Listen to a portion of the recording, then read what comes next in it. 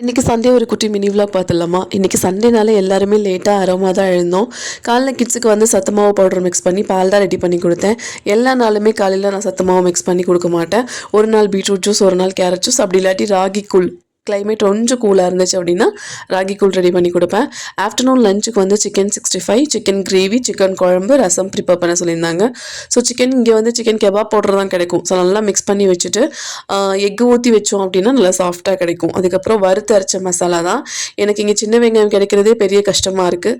So பெரிய வெங்காயம் தான் அரைச்சி இன்றைக்கி மசாலா ரெடி பண்ணிவிட்டு கொஞ்சமாக குக்கரில் கிரேவி ரெடி பண்ணிவிட்டேன். அதுக்கப்புறம் சிக்கன் குழம்பும் ஒரு 12:30க்கே எல்லாமே ரெடி பண்ணி முடிச்சிட்டேன். இன்றைக்கி வந்து ரைஸ் வந்து நான் வந்து சாப்பாடு வடிக்க தான் செஞ்சேன், குக்கரில் வைக்கல.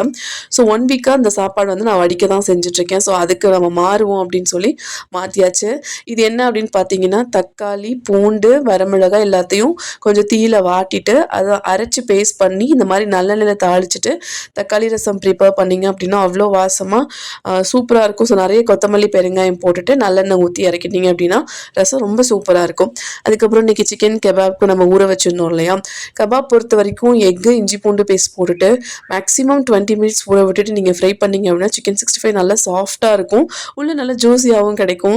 ஸோ அதுக்கப்புறமே இன்றைக்கி அதிசயமாக ஒரு 1:30க்கே லஞ்ச் எல்லாமே முடிகிற மாதிரி ஆயிடுச்சு.